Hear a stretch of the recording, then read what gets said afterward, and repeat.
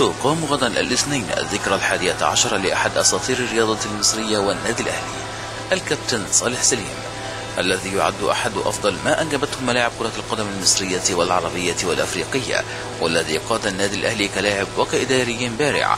قاد النادي كرئيس له وصل به للحصول على لقب نادي القرن الأفريقي. أعطى كل ما يملك للنادي العريق ولم لا، وهو الابن البار للنادي الأهلي.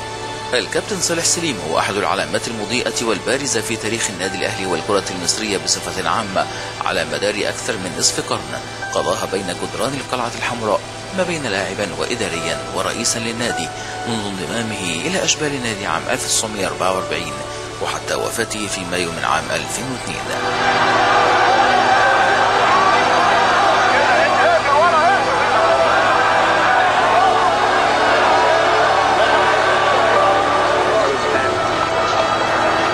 ولد الكابتن صالح سليم في 11 سبتمبر عام 1930. موهبة صالح سليم مع الكرة ظهرت معه منذ نعومة أظافره، حيث انضم لفريق مدرسة الأورمان الإعدادية، ثم اختير عضوا في منتخب المدارس الثانوية عندما كان طالبا في مدرسة الساعدية، قبل أن ينضم لأشبال النادي الأهلي عام 1944.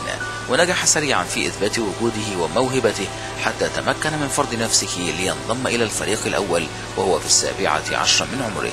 وخاض أول مباراة له مع الأهلي وديا أمام المصري عام 1948، وفاز الأهلي وقتها بهدفين مقابل هدف واحد، وأحرز صالح سليم هدف الفوز.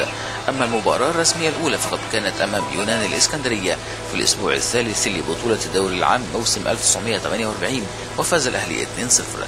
منذ المشاركة الأولى في أولى بطولة دوري عام في مصر بدأ الراحل صالح سليم في رحلته مع النجومية، حيث استمر مع الأهلي طوال 19 عاما في الملاعب حتى اعتزل اللعبة في نهاية عام 1966.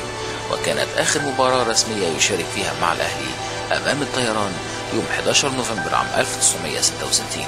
خلال مشواره مع الأهلي ساهم صالح سليم في إحراز 19 بطولة للأهلي، منها 11 دوري عام و8 كأس مصر، ونجح نجم الأهلي في تسجيل 78 هدفا في مباريات الدوري و14 هدفا في الكأس. بدأ صالح سليم مشواره مع منتخب مصر عام 1950، وكان كابتن الفريق الذي فاز بكأس بطولة الأمم الأفريقية عام 1959 بالقاهرة، كما شارك مع المنتخب الوطني في دورة الألعاب الأولمبية بروما عام 1960. يحتفظ صالح سليم بالرقم القياسي لأكبر عدد من الأهداف يحرزها لاعب في مباراة واحدة، حين أحرز 7 أهداف في مرمى النادي الإسماعيلي في الدور الأول لموسم عام 1958، وانتهت المباراة وقتها بفوز الأهلي ب8 أهداف نظيفة. يبقى صالح سليم من أوائل اللاعبين الذين احترفوا بالخارج، رغم أن حسين حجازي ومحمد لطيف خاض التجربة قبله، إلا أنها كانت لظروف الدراسة بالخارج. ولكن نجم الأهلي القديم تلقى عرضا للاحتراف في صفوف نادي جراتس النمساوي بعد أن ذاع صيته، وبالفعل قرر صالح سليم خوض تجربة الاحتراف في أوروبا عام 1963، ولكنه لم يستمر أكثر من 4 شهور بعد أن وجد صعوبة في التأقلم مع الحياة في أوروبا في ذلك الوقت، رغم أنه قدم مباريات قوية مع ناديه وأحرز 6 أهداف في مباراة واحدة بالدوري، حتى أطلقت عليه الجماهير النمساوية لقب الفرعون المصري.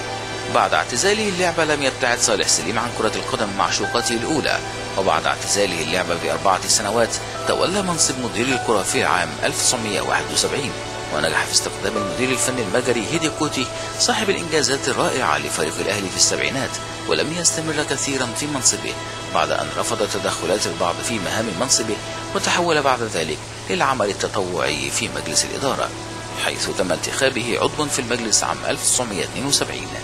بعد مرور 4 سنوات قرر صالح سليم خوض انتخابات النادي على مقعد مجلس الإدارة أمام فريق عبد المحسن مرتجي، ولكنه حصل على 45% من الأصوات.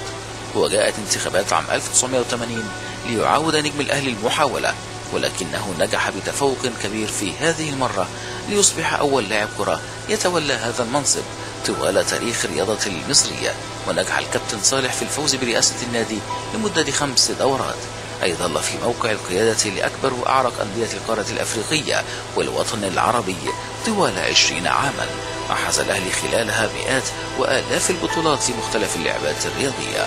الكابتن صالح سليم ظل شخصية فريدة من نوعها بعد أن اقترن اسمه باسم النادي الأهلي منذ صغره، وأطلقت عليه لقب المايسترو نظرا لقدراته ومواهبه الخاصة في القيادة، سواء وهو لاعبا أو إداريا أو رئيسا للنادي.